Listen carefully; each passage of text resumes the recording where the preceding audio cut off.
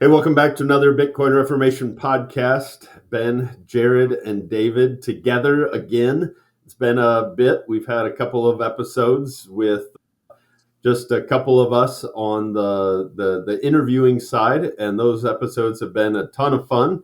But it's nice for just the three of us to be back together again and to talk a little bit about Bitcoin and everything else going on in life. So spring is getting here. We're warming up here in St. Louis. I still have my Mr. Rogers style cardigan on for the time being because it's still a little chilly in my office. But yeah, things are good. How about for you, Jared? Yeah, man. A lot has changed in my family's life since we did one of these family update stuff. So in the last month, I have been offered, I guess, in the sort of secular world, I've been offered a different job, and I am going to take that job. And we are moving our family across the country to Las Vegas, Nevada. And so this is my final week here where I currently am. And so our house is full of boxes, mostly packed by my wonderful 30-week pregnant wife. What she is a gift to me. And this church to allow me to be able to continue to work and she do a lot of that packing. My daughter, who's 3, is really good at packing. It just usually requires a little bit of post-processing, if you will, after she's done packing. So that's just massive. And, dealing with all the sort of changes and trying to be a good, empathetic person in all of this, just because we know the big changes that it means for the church I serve, for my family, who now used to be 6.5 and 8.5 for a lot of Emily's family. And now it's a whole entire plane ride. So we get the difficulty, but at the same time, really excited for what is and what will be when we make that move. It's going to be a quick transition here, but we're going to be getting out of here, going in the next couple of days. So big things in our world, but really good things too. So, and I think I have to share one big, I won't say who they were, but I'll just share that I've had 2 people in my life that I care very deeply about just casually mention to me, hey, yeah, we're buying Bitcoin every day now. And I think my jaw about hit the floor and I started laughing and smiling. They said, oh, are you tickled by that? And I was like, yeah, like I would have never thought this would have happened. So great, exciting sort of things in the Bitcoin sphere as well in my life. So David, what's going on I just learned very remote where you live, that the Postal Service doesn't even like you enough to deliver your packages. Correct. In our pre-game programming, just the 3 of us, I shared some of our Postal Woes up here in Big Bear, California. We'll save those for another time for this audience. We're doing well. Ben, you said that there's springtime there in St. Louis. We went from having springtime, seemingly what felt like springtime from Thanksgiving until now. And now in the last week and a half, winter has come in March. More this morning, another system still today, and another system in the next couple days. So we're dealing with that. Hence, I'm in the puffy in my office. I struggle to keep it warm at times like this. And Jared, real quickly, what do they say? Hey, some of the major stressors in life are having a baby, moving, a new job, and Jared and family just said, hey, let's do it all at once. Let's do it all at once. That's been one of the things we've talked about and trying to process this with people is that we as a family just like to do hard things. And as a couple, we like to do hard things too. So, we just thought, well, most pastors go closer to their family, so we should move as far away as we can. Why don't we do it when we're pregnant too? And, why don't I just switch my role? So I'm on a team. I'm going to be the only one there. So just as hard as I possibly can, let's do it. There you go. Says the man with 26.2 on, I think that's your right. Yep. Upper lapel there. So yeah, we're doing well. We had one son home last week for spring break, or a week and a half ago. And now son number 2, who left spring in Phoenix for winter here in Big Bear. He's with us, having a good time there. Baseball has started for the sophomore in high school. So we've been, and at this time of year, all games are away. We're down the hill. But I'll tell you, baseball in California, I sent Ben and Jared a picture just last night. It just seems there's always mountains in the background, and it's glorious. I love it. I love it. Apart from that, we have spring break coming up in a couple of weeks. Where with the younger two, my wife and I were headed to Kanab, Utah. I'll out myself there. If you want to come find me in Kanab, God bless it. I'll look forward to seeing you if you've tried that hard. But we'll be in Kanab, Utah. That's canyon country, some of our favorite there in southern Utah. Apart from that, I don't think much to report other than I too have had those just slow, methodical breakthroughs with people in my life, Jared. My sister and brother-in-law and their son are coming to visit later this week. And I've slowly been throwing it their way. Well, if they're going to come spend time at my house, it's going to be a hard press, at least one night. So we'll do it over steak and bourbon or something like that. But yeah, apart from that, I'm quite good, and I'm glad to be with you. Like you said, Ben, all three of us together for the first time in a while. And we're almost to the programming time, but how about you, Ben? How are you doing? How is family? Yeah, family's great. We've just kind of come off of theater season, so my boys are both into drama, and Aiden was Jean Valjean in the high school production of Les Miserables, and so it was a huge role, lots of responsibility and a lot of work. It came off really well and was just a lot of fun to see. And then Noah, the younger son, was just in Percy Jackson and the Lightning Thief, and he played the villain. So that was fun, and he really owned the role. He got to be kind of the villain is kind of an older camp counselor sort of figure. Happens at a summer camp is the setting, and so he was the older wise camp counselor, but also the villain. So that was a lot of fun. He got to be in a sword fight on stage that he had to sing through, and so that was a lot of fun. And wow, yeah, just some cool stuff. So our older son Aiden is getting ready to finish his college search, and I think probably headed David's way. So we'll see. I don't want to announce anything just yet because he hasn't officially made the decision, but it's looking that way. So yeah, things are really good, and Selena continues to work away, and I do too, right here from this desk, working for PLI, and things are going really well. Well, as far as our episode today, Jared and David both mentioned that they had conversations or will be having conversations with loved ones that have gotten interested in Bitcoin. And we actually have heard from a number of you, our listeners, viewers, who have told us that, in fact, you too are getting interested in this Bitcoin thing. We've actually, in one day, I think, while I was at Best Practices, I had several people come and talk to me, and so we always, the three of us, text back and forth quite a bit about whenever we hear from people that are interested in Bitcoin. And so we've heard from a number of you recently that, hey, you're interested. And so we thought we'd do an episode specifically about how to get into Bitcoin. Some of you have maybe dipped your toes a little bit into one thing or another, but this would be an episode, again, not financial advice, not recommending that you get into Bitcoin. We're not promising gains or anything like that. We can't promise that the Bitcoin price will always go up from here. In fact, we'll talk a little bit later on in the episode about how to think about when Bitcoin does go down, because it's inevitable. It goes up and down a lot. But if you are interested in Bitcoin and you followed us along this journey, and with doing your own research, you've come to the conviction that you might be in the market for Bitcoin.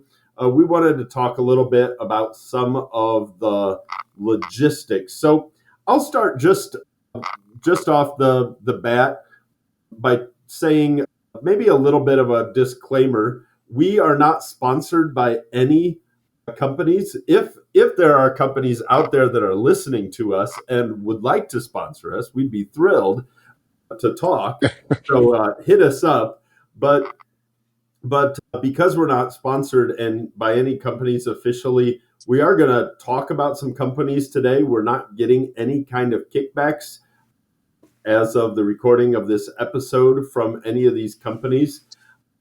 But we're going to talk a little bit about maybe some positives and some negatives of a whole variety of companies. And the first one that I'll throw out and just talk a little bit about is Coinbase.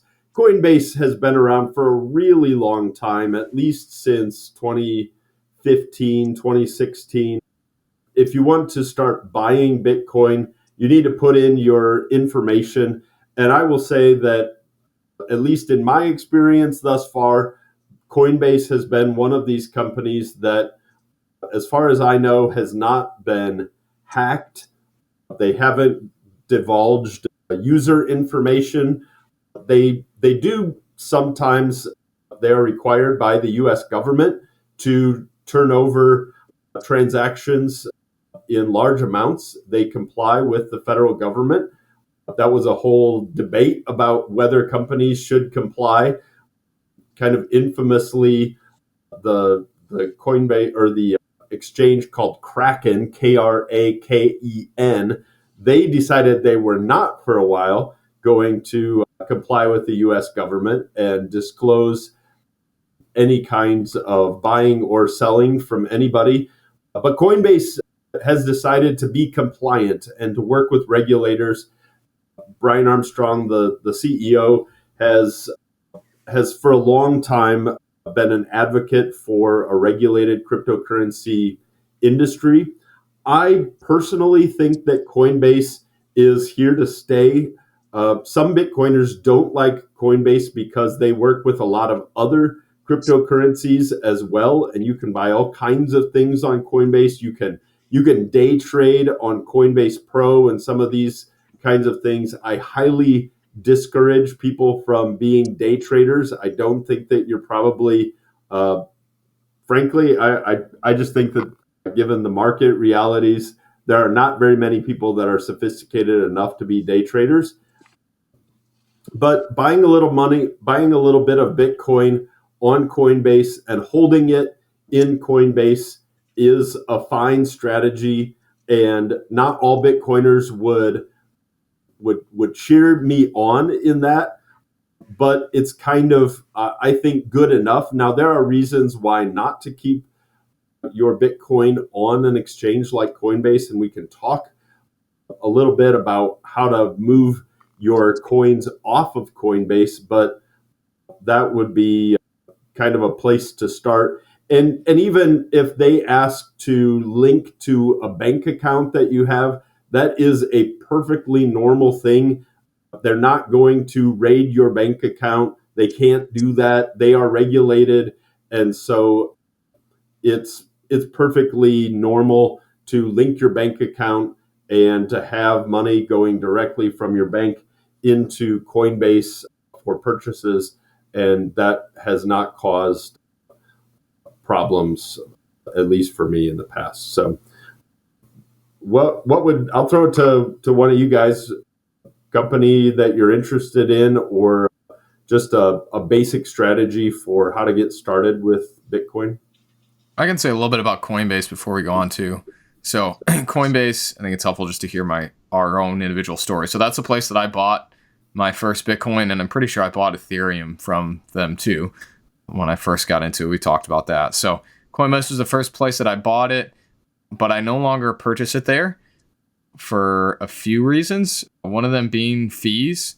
So Coinbase, they offer a service, and so they're a business. They're a for-profit company. They're trying to make money. We respect that. And so they charge fees. And if you're not using Coinbase Pro, those fees are somewhat hefty. especially if you're a person who's if you're not buying large orders. And so I just looked at the amount of money I was going to spend on fees, and I said, well, this is not worth it. There's got to be a better world. So that's why I've stopped using Coinbase, and I do all of my stuff on an app that I think we're going to talk about later. But I'll share the place that those two people that I talked about, that I sent them to myself. So I think if you're someone who's new into this, if I was you, I think I might want something that's pretty simple, right? That is secure and trustworthy, and also feels and looks that way as well. And so the place that I've sent people is River. And I think that I'm pretty sure their website is just river.com. I have to double check on the actual website itself, but I've sent them to River. And so River is unique for a couple of different reasons. One is it's a Bitcoin only company. So on Coinbase, you can buy any jillion, quadrillion different sort of altcoins that you want. And we could reference that other episode. We talked about why you should only buy Bitcoin. Pretty crazy, right? Bitcoin is at 83,000 or 81,000 or something like that right now as of when we're recording this.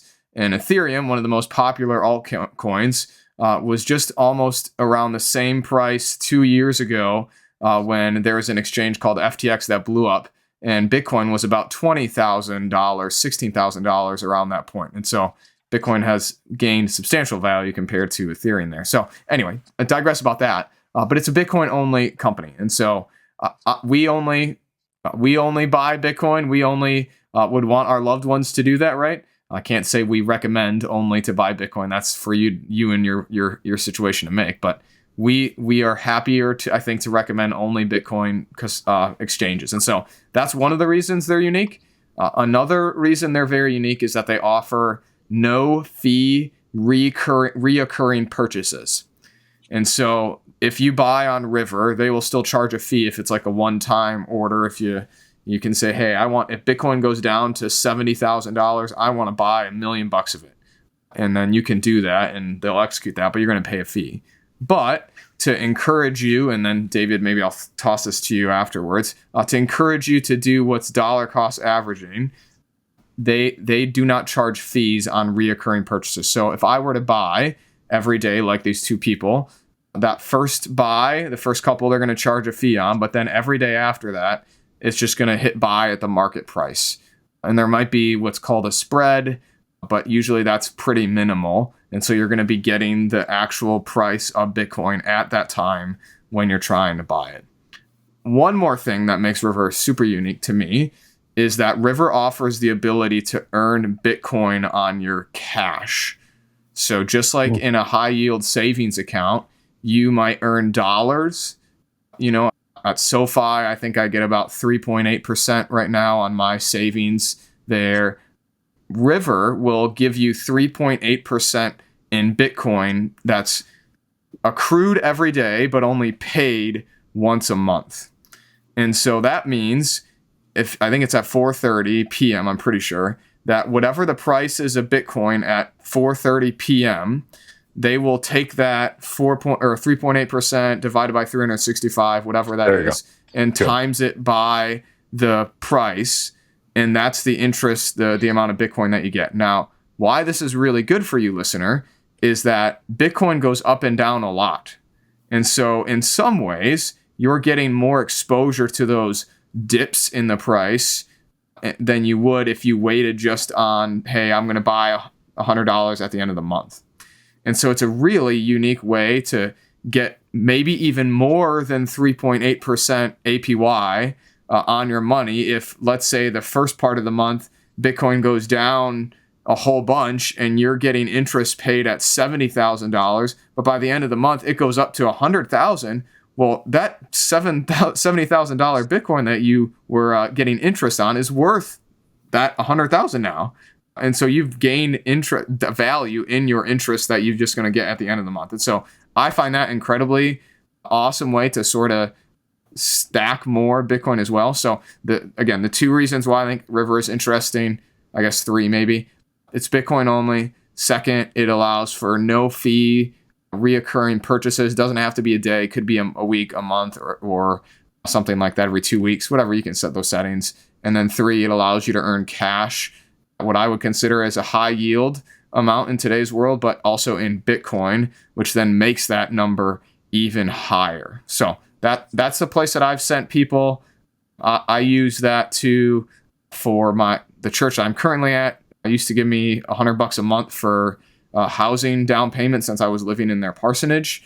And so I was putting that into this because they have a business corporate account as well. And so that was something that my business manager here set up. And hopefully we're going to try and transfer that into my own sort of personal wallet as I leave Bitcoin itself. So that's what I would say about River. David, I think maybe you should lead us into how should I think about buying? How often should I buy? Should I just, I've got $10, I've got 10,000. Should I buy it all at once, or what should I do, David? All right. I have thoughts on those other things as well. We'll see if we come around to them. If not, maybe we've said enough. My starting point also was Coinbase. Actually, I've got to say that. How about this? Coinbase offers over 10,000 different coins. You can find on the whole market. Apparently, it's approaching 20 million coins have been minted. Crypto coins. And yeah, just to point this out to our listeners here, our friends on the podcast, in the last year, Bitcoin dominance against all other coins. So if you were to lump every other coin and their value together and make a team out of that, pit it against Bitcoin, Bitcoin dominance has gone from 54% to 62%, while the whole market has grown. That just means the network effect of Bitcoin is stronger out the gate than all those others and has a head of steam and is going up and to the right, the direction you want to go. And then you take that declining market dominance of all the others and divide it by the 10,000 of them, divide it by the 20 million of them. They're just not good value propositions. Now, if you're a gambler, if you're a Vegas gambler, you will be able to find winners and losers for gambling. But we've suggested to you before that we do not conceive this podcast or how we interact with Bitcoin. The word gambling just doesn't come to mind. All right. You might disagree with us. You should look us up and have that argument with us. But I just share all of that. The question from Jared, the question was, I think, how much money and when this type of thing. When I got in, if you look at my first months of buying, you'd see very little rhyme or reason as to what I did. I was probably looking for kind of clickbaity, Google type articles on the next hottest coin. I was trying to jump on, be early, and ride it. I was doing that. I was trading sporadically, which is a bad idea. Ben said, don't day trade. I will only agree with that and say that led to some taxable events in my past because I was that green. There are some instruments that you can trade inside of that do not incur taxes. Those could be, for instance, some sheltered IRA type options. Those exist. Maybe we'll talk more about those later. But even then, we know about markets in general that day trading is typically foolish for people who otherwise have some other primary vocation, which is to say not being professional traders. And even amongst the professional traders, you typically have a lot of losers and then 1 or 2 or 3 big winners that capture the imagination of others. So day trading's bad. I tried it. Taxable events. Jared, then I'll just piggyback on what you said and say my bias has gone away from these exchanges which offer all the coins to companies that are very serious about Bitcoin and Bitcoin education. To my mind, it reduces their risk. They're not playing around with things that are going from 1 to 0. They're instead investing in and trying to help people like us in a network that's gone from 0 to 1 and well beyond and keeps accruing to it value. And for very principled, philosophical, technical reasons that have been whole topics of other shows. So, Jared, having said all that, your question one more time was when to get in and how much, or just when? Both. So, when should I buy it and how much and how often should I buy it? Yeah. maybe like Ben, as a rule, it seems like as soon as I invest or one of those friends invests, the market's going to take a hit. It is, again, a volatile market, particularly when you look at it day to day, week to week, or even month to month. It's volatile, and typically you can get to feeling like you've been stung by that volatility to the downside. You do better to open up your horizons, see a few things about Bitcoin. First of all, Bitcoin itself is I'm going to actually answer a different question first, which is Bitcoin itself runs on 4-year cycles. All right. And so my first thing I would say, and now maybe I could get somebody with funny money to just kick in and play around with it. And that's going to be, I think, a part of our conversation here.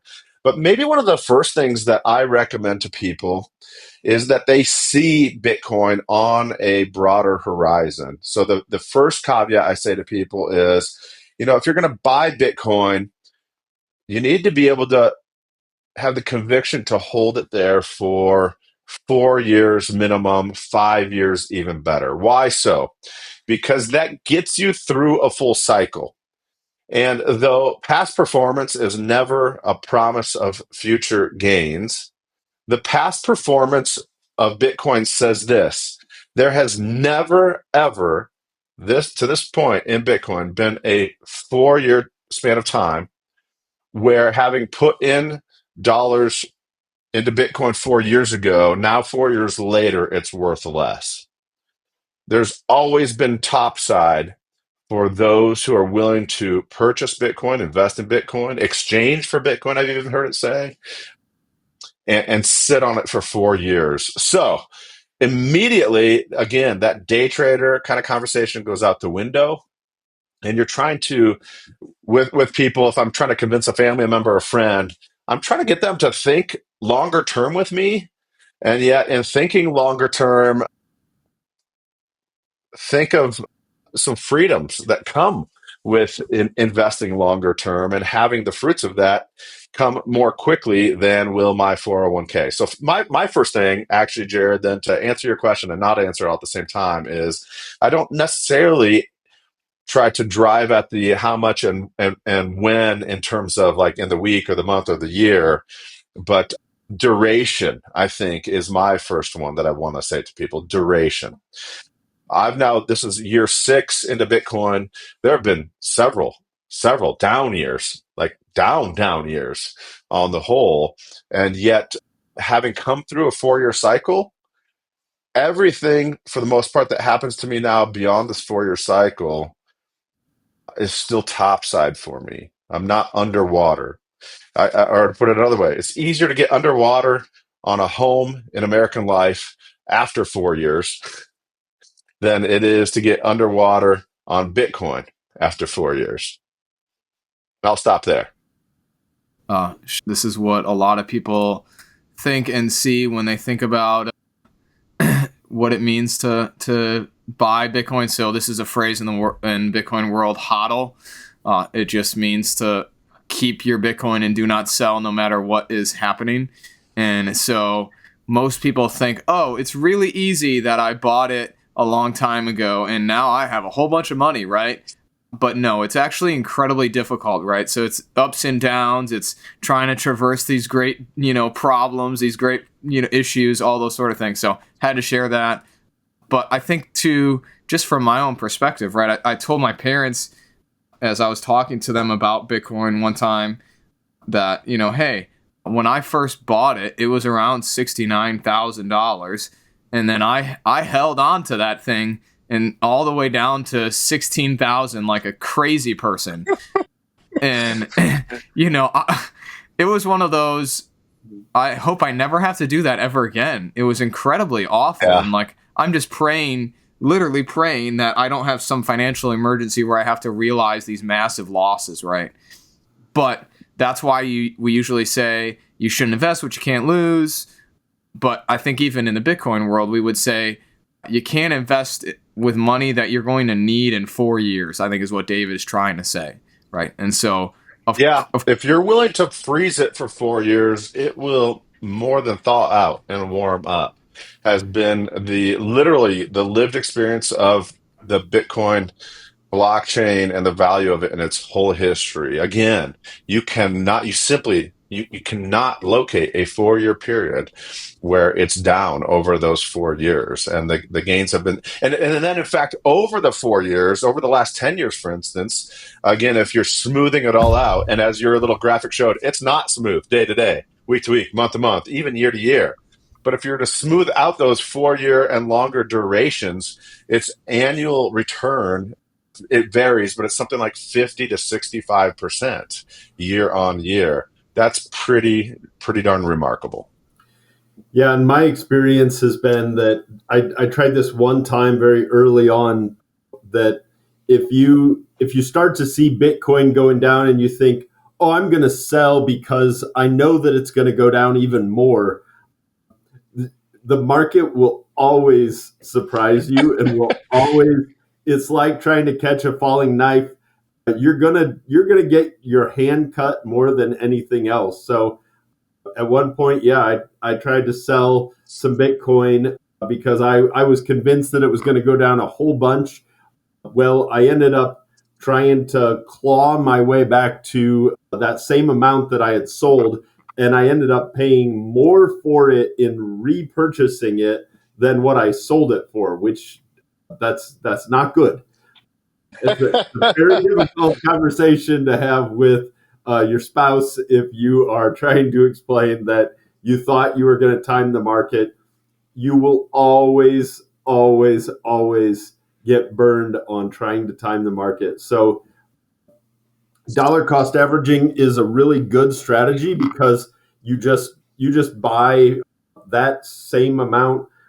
I like River for just that. It kind of, not only for the ease of getting into Bitcoin and the ease of not paying any kind of fees when you buy after the second payment, but I also like it because it helps you to change your mindset. You're just buying a certain amount, and the amount that you're buying is going up and down based on how much Bitcoin is worth. And when Bitcoin is down in value, you're actually buying more. That's the whole idea of dollar cost averaging. So just, yeah, my experience is if you start to see Bitcoin going down, don't think I'm going to sell. That is the wrong time to sell. You sell if you're going to sell, if you're ever going to sell. It's common investing advice, right? You sell at the top, you buy at the bottom. So when Bitcoin is going down, you should think, oh, this is a good time to buy. And when Bitcoin is going up, you should think, maybe this is a time to take some profits. Although I would say that I have had a financial advisor that always wanted me to take profits when Bitcoin was up. And had I done that, I would have way less Bitcoin than what I do now. So my best strategy, my favorite strategy, is to buy it and then forget that you own it and just Yeah. let it ride. So the complimentary phrase that's out there, and it's applied to the investing world long before Bitcoin, to what Ben's saying and Jared's saying, is that they say this: it's time in the market and not timing the market, Yeah. right? We love to think that we can time the market, and there's a couple fools who by accident will sell at the top and buy at the bottom. But for the most part, the second you do that, you're going to be much more anxious. You're going to become an emotion, and if you're anxious, you're going to become an emotional investor. And that also is some wisdom about the whole finance world that well precedes Bitcoin, which is don't invest with your emotions, invest with your convictions. In fact, that's the funny thing about Bitcoin.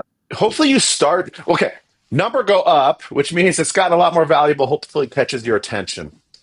But oftentimes the accusation against it is it's just then something like a bubble and it's going to burst.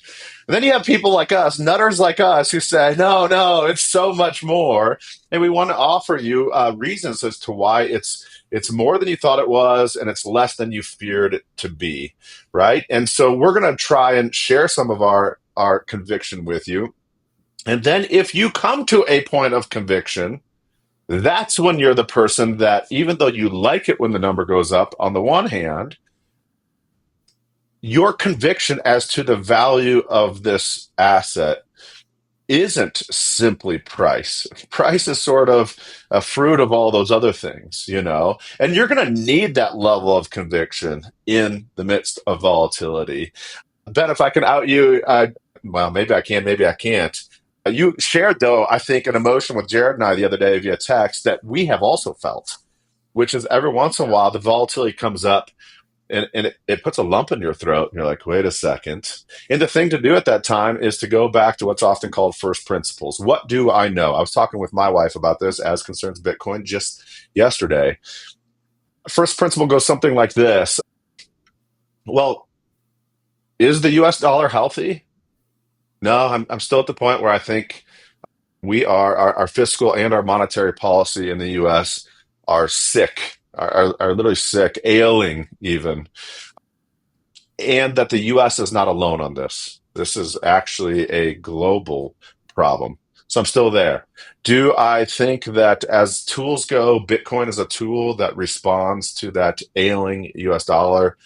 I do. I thought that last year. I thought that last week. Today, I'm a little bit rattled, but if I stop and ask myself what made me have that conviction then, I kind of rediscover I have that same conviction now. And then I can just sort of be like, settle down, right? And this sort of thing is probably, I hope, common to Christians in a sense, which is to say we can be tossed here and there by the world around us, by what we see, what's happening to us. But for Christians, in a much more profound sense than Bitcoin, Christians say, but Christ is risen. He lives, he abides, he gives his gifts, his promises are secure. If there was a time when there's question marks over his promises, it was the types of things he was saying to his disciples in his earthly life leading to the cross, when he'd said things like, I'll go down into the grave and come back up out of 3 days. Boy, big question mark over the teacher when the teacher says that. But now that Christ has risen, I have conviction for today. The New Testament scriptures talk about that as the peace that surpasses all understanding, right? It is an accomplished fact. His promises are secure. I don't feel very secure in life right now, but I trust that his grip on me in his grace and his salvation are rock solid. And so even as a Christian with Christian conviction comes up against momentary feelings at time. I don't want to say it's in the same way. But how about this? In a similar way, though, we can have earthly convictions that also help us when we're otherwise emotional, when things are going on. And so first principles thinking about Bitcoin, is there a problem in the world? For us, the three of us, I know this for a fact, we say yes, in terms of the monetary and fiscal policy. Have any solutions arisen? And there's probably more than one solution, by the way. And we've even, I think the three of us said in past episodes, maybe someday a better tool will come along than Bitcoin. At which point, let's kick the tires on that and consider that. But we don't know about any better tool than Bitcoin right now. That has everything to do then with our conviction on it day to day, week to week. The last thing I'll say before passing it off is Ben mentioned this dollar cost averaging, DCA. That's what I practice. I started with a few extra dollars in life that I was investing in a few different things, from some new appliances in life that we desperately needed. And at that same time, I thought, boy, I'm really behind on the whole retirement thing. What can I do? I missed out on the stock market for the last 20 years. And that's where David Ruffner, I was gambling a little bit. I said, I hear there's this new area with lots of growth. Let's throw a few dollars here or there into XRP, Stellar, Lumen, just all these weird coins at the time. I happened to also put a few dollars in on Bitcoin. But that then caused me to ask the question, what are these things? And where do they go from here? And now all these years later, those others don't exist for me. Bitcoin does. Here I am. And I went from a few funny money dollars to there's been a few times in my life where I've had maybe a larger pool of dollars. Something has happened where some bigger amount has come along. So I've sometimes put a little bit more in, but the bulk of what I do, my wife and I do, is just every paycheck through precisely the sort of mechanism you described, Jared. In our case, I use a company called Strike. I like it for many of the same reasons. I think you said both of you enjoy River. We set up a dollar cost average, which means the same amount of dollars every paycheck day that goes into it. And as I think you said, Ben, you just forget about it then. I don't feel like I'm playing the game anymore. I just enjoy living off that conviction, right? And slowly socking it away into Bitcoin. I love that, and I am glad, David, that you mentioned my emotions that I had going on the other day when we were watching Bitcoin take a nice dip after what I thought was going to be just a huge rocket straight up to the right, and I was kind of caught off guard, and that is as sometimes, especially when it's difficult to stomach Bitcoin's volatility, is when you have great conviction that you think it's going to go up and then it doesn't. And I think what Bitcoin has taught me is it actually kind of disciplines you. And this might be, if we go back to the Dan and Jordan episode number 20, they're asking, why does Bitcoin create such spiritual curiosity in folks that they begin to look into Christianity? I wonder if one of the things is that when people deal with the volatility of Bitcoin, it actually outs any kind of false convictions that you have or false hopes. And it has a way of really drastically undercutting those. So I've experienced a couple of times watching people on Twitter, now X, that have posted these models for where they think Bitcoin's going to go. And there are classic people, Plan B, 100 trillion USD is his handle, or Il Crypto Capo, I think, is another one. There are lots of people that have put out models for where they think Bitcoin's going to go. And my experience has been that Bitcoin crushes those models over time, for good or for bad. But if you have hitched your wagon to Bitcoin being at a certain price at a specific time, you probably, I will even say, I will guarantee that you will be disappointed. I'm just waiting for the Bitcoin power law to get poked and messed with. The 4-year Bitcoin cycle, I think, is being messed with a little bit. Compound annual growth rate and what's happening with that. All these metrics are proving that Bitcoin doesn't care about them, and nobody exactly knows where Bitcoin's going.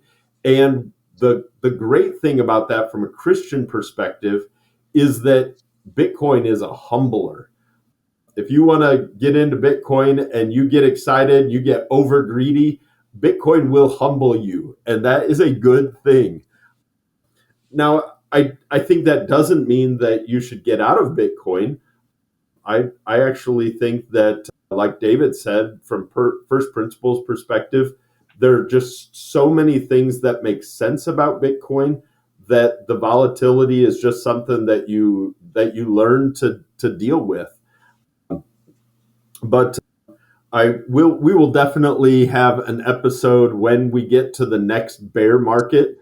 The Bitcoin Reformation podcast hasn't lived through a bear market yet, but all of us as Bitcoiners have gone through a couple of them. They are awful. And I will say one other thing about kind of on this emotional aspect is have some friends, right? When you have a freak out moment, you text other people. You don't just let those thoughts kind of rattle around in your own head, because the worst thing in the world is that those fears start rattling around in your own head, in your own body, and you do something stupid like sell at the bottom.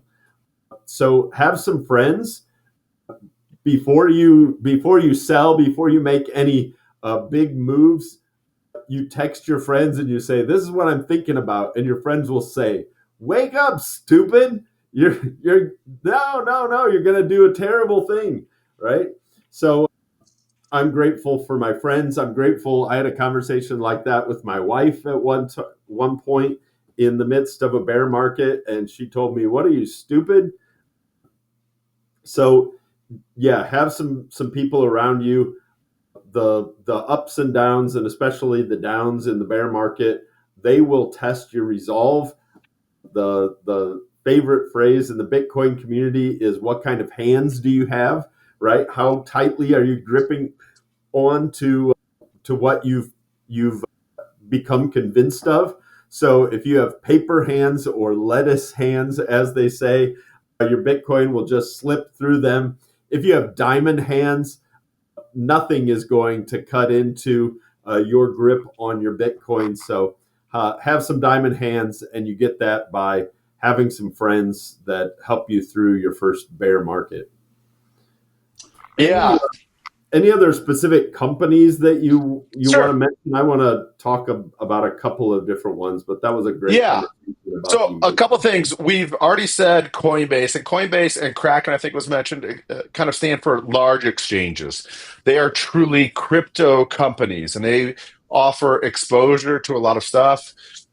A lot of times you'll find things are traded sometimes in those companies in pairs. So you might be in one crypto. I would not do this anymore, right? Because as you said, it's cash paychecks. It is true through the organization I work with, a 403B, and I otherwise have a pension plan with the Lutheran Church Missouri Synod.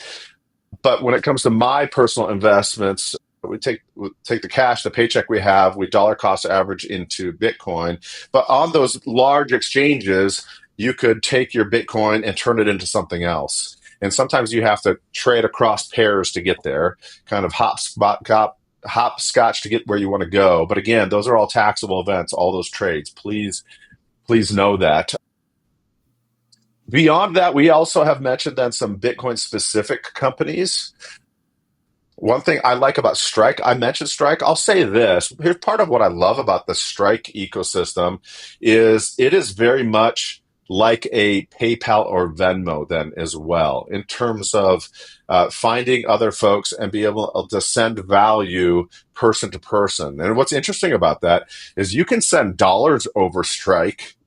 In a minute second, those dollars go from dollars to being on the Bitcoin network to back in dollars. Since it's been so minute, there's been no cost variance in the Bitcoin. It's literally in a flash. And so it ends up not being a taxable event, or if it is, it's maybe a penny, this type of thing. But you can also send Bitcoin across the network, person to person, or I can set it up where if Ben is sending me dollars, I can receive his dollars as Bitcoin. So it's got a lot of variability there. Strike also is in something like 70 different countries.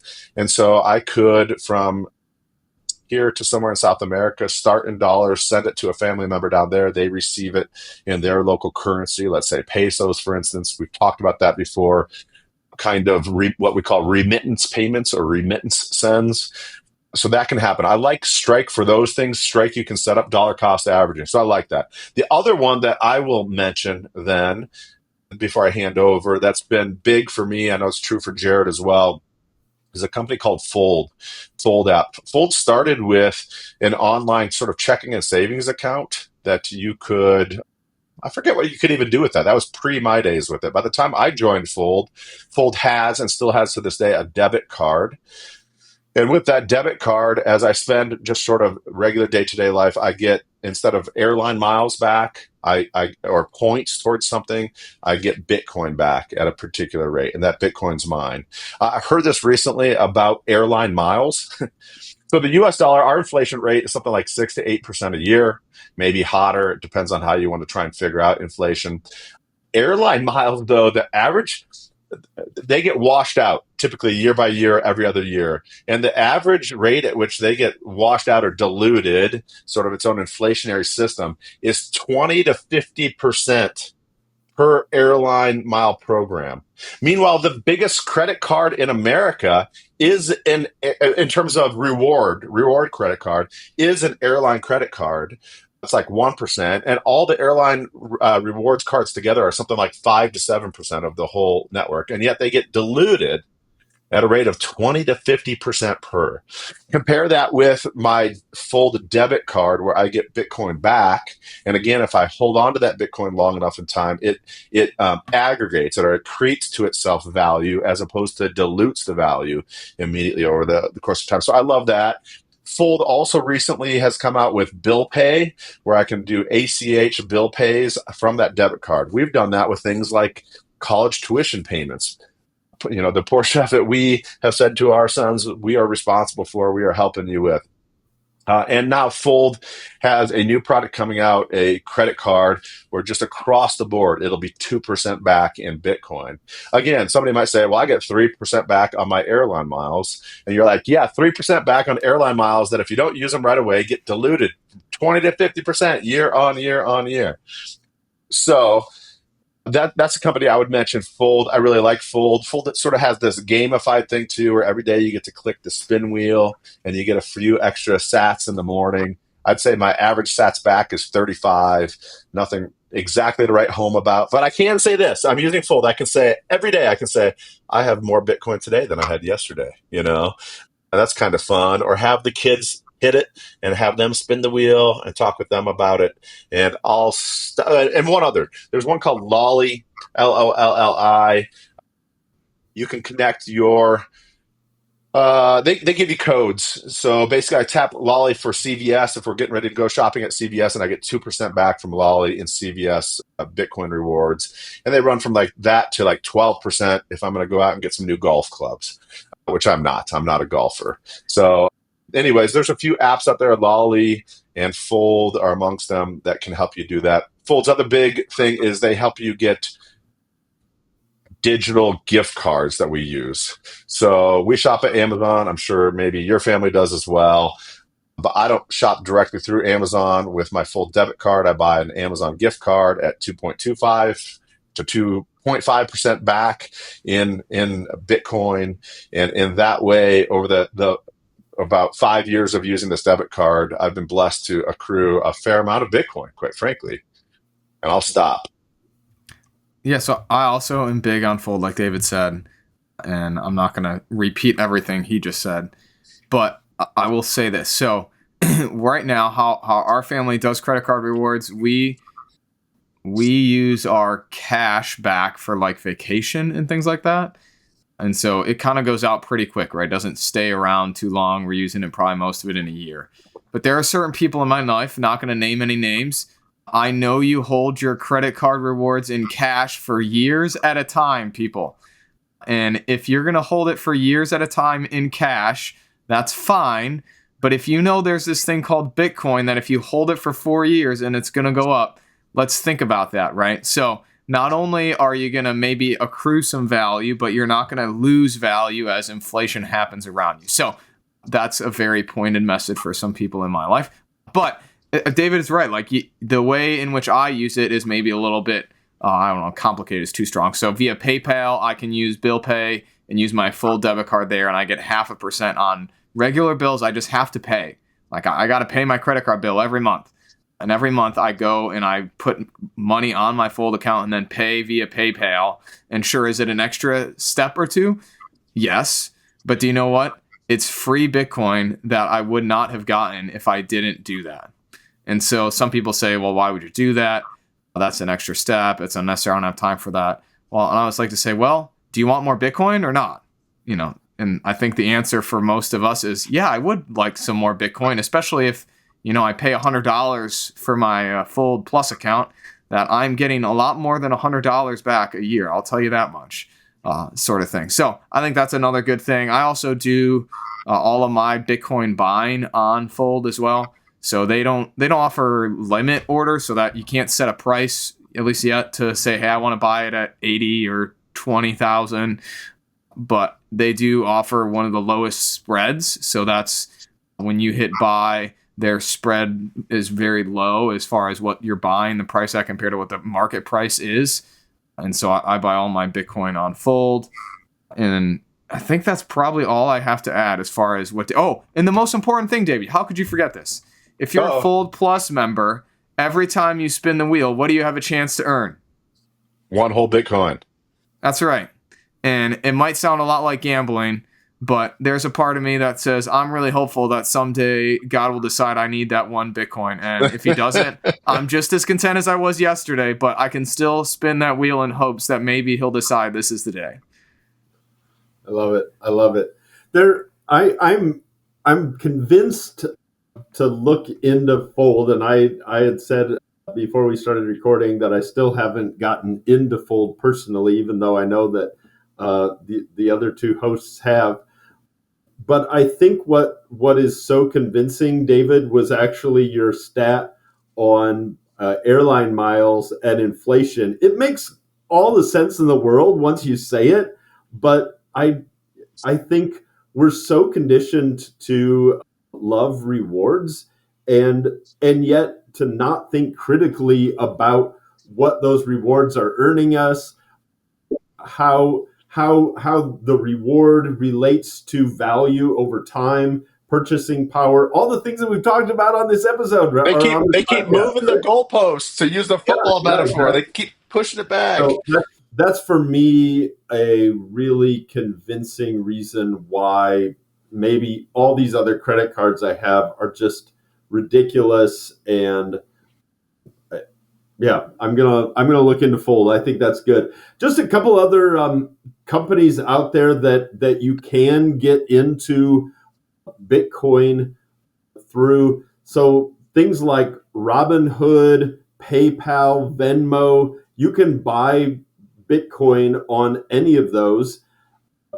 You can, and I looked this up because I thought that it was the case. For a while, it was the case that I had cryptocurrency on Robinhood for a time, but very early on. And when Robinhood first got into cryptocurrency, you couldn't send it off the exchange. And Right. there were these huge worries in the Bitcoin community, and for good reasons. And I'll give an example here in a second. There were people saying that's a terrible idea to buy Bitcoin on a platform that you can't send it off the platform. Another company where that's kind of like this is Square or Block. They've always given you the option to send your Bitcoin off of their platform. But the real reason to be curious about these companies that are kind of finance companies, kind of the next gen of finance companies like Square, Robinhood, Venmo, PayPal, they're not primarily Bitcoin or even crypto companies, right?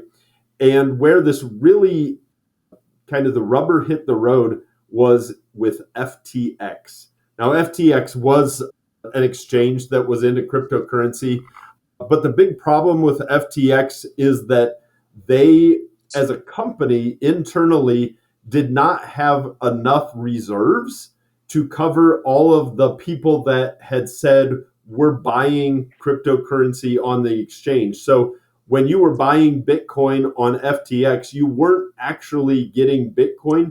You were getting a promise from FTX that they were buying Bitcoin in your name and somehow holding it someplace. Well, they weren't. And that all caught up to them like a true Ponzi scheme.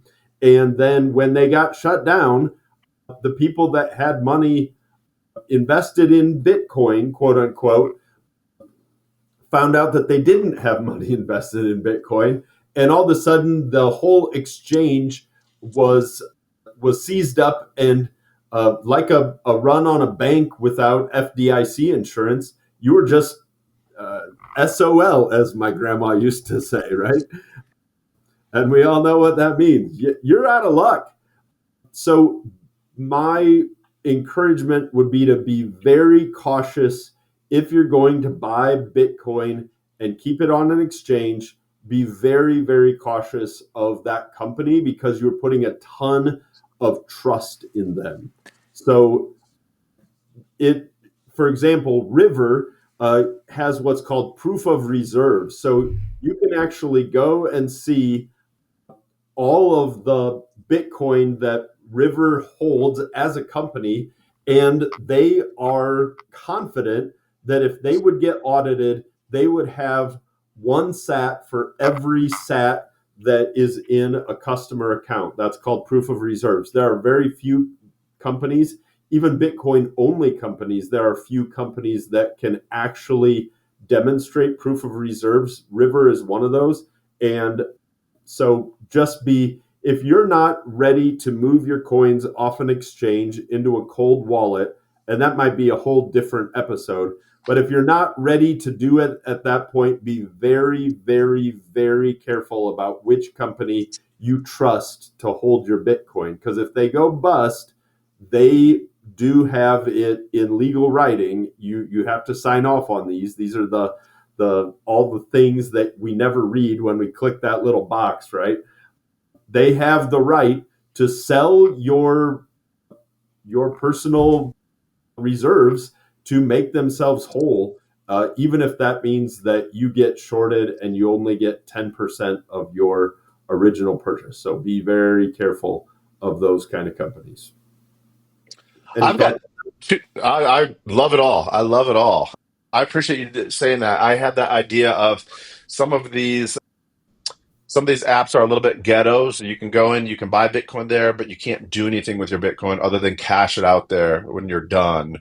And that just why why do that to yourself when there's other companies offering same price, maybe even better prices, full-fledged offering, which means that they really, it says to me about those companies, they really believe in Bitcoin and are trying to educate and help me and put me in the best place. So just know what you're getting into. I have two more numbers for everybody. First of all, since we've mentioned debit cards and credit cards, how about this? The year is 2024, last year. In 2024, MasterCard settled $24.7 billion worth of transactions. Okay. Visa settled $38.9 billion worth of transactions. But get this, bigger than both of those was Bitcoin last year, which settled $46.4 billion of transactions. All which is to say, maybe we have some reluctant hearers. They're trying to warm up. They're listening to us. We're sort of offering what we think are some of the problems or the questions surrounding Bitcoin, trying to offer up helpful conversations about it. But since we've mentioned the whole credit card network, amazing to find out that more value, not Bitcoin invested in, but value settled, which is to say, I owe Ben some value in life. I need to send value to Ben. More value was sent across the Bitcoin network from entity to entity or person to person in 2024 than either Visa or MasterCard. That kind of blew me away when I heard it. It's growing up, people. It's happening internationally. It might still sound niche and new, but it's growing up in a hurry. So good job to you listening to this, chewing on it, reading other stuff, asking us questions, telling us when and where you think we've been helpful or maybe even full of it. We'll take that. Here's my second number. And I thought maybe we'd get here. So I'm offering it up as my last piece today, whether it's our last piece or not. Somebody might say, well, but how much still should I invest? And the answer is we can't answer that for you. I can tell you this, though. I've often thought we have limited supply, 21 million Bitcoin ever. We've got 8 billion people. And so early on in my Bitcoin journey, I said, well, if everybody in the world had the same slice of Bitcoin, how big would that slice be? When you take 21 million, divide it by 8 billion, you come up with a number. It's a little bit longer than I'm going to give you. I'm going to round it out at a certain point, but you come up with 0.0026 Bitcoin per person. All right. And what would that cost today with Bitcoin at around 82,000? That's about $215 per slice. So I just offer that to the hearer, whether you're thinking of you, whether you want to take that number and say, I want a slice for me, but ultimately I want to keep going to where everybody in my family has, quote unquote, a slice. Maybe there's better language for that, but it's what I offer to you now. It can begin to help you size up, maybe give you a goal to shoot for, either right out the gate Or maybe that's over the course of months for you. Maybe that's a whole year's achievement to get your slice of the Bitcoin pie, or to get those slices for you and your family members. But I can at least size that out for you. I always found that helpful. I still find that a helpful starting place when people say, I want to dip my toe in, but I still don't know what that means. How much of a toe should I dip in? What does that look like? You could start with a number like that in mind. What's 0.0026 of Bitcoin, so that I can get my slice of the pie, and then for my wife, and then maybe for my children, and then we'll stop and take pause and reconsider where we go from there. Only other thing I would add before we close is a sort of tax thing. So Ben and David have both talked about taxable events, and of course you should go talk to your personal tax person. But as things stand today, who knows what any administration could promise and deliver. What I have been told is that every time I make a transaction, every time I sell Bitcoin is a taxable event, right? And so the way in which Bitcoin is currently taxed, according to what I've been told anyway, is that it's taxed as a commodity, which I'm pretty sure this is true too, that it must be a first in, first out sort of thing, which simply means when you buy it, you now have a first log of a transaction that you bought on this date for this price for that amount. And if you buy another one, that becomes number 2 in your list, number 3, number 4, and so forth. And if I buy 100 different transactions and I go to sell one, I have to go back to my first transaction that I bought, first payment, and then do that math to calculate the gain.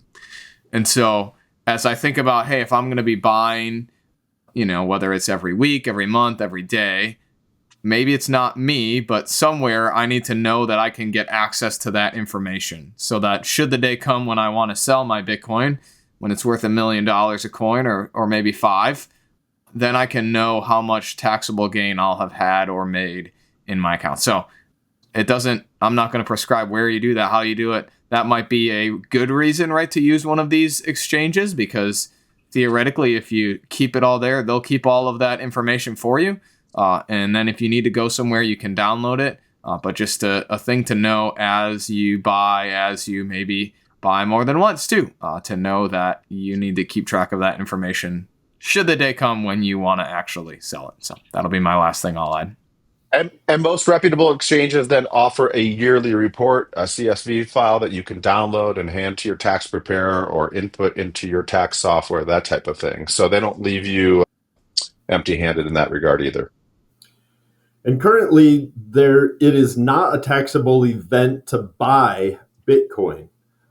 So if you buy and hold, you're not incurring, at least for right now, and as I understand it, you're not incurring any kind of tax by buying Bitcoin, selling Bitcoin, or trading Bitcoin either into another cryptocurrency or back into USD dollars. Those are currently, as I understand them, taxable events.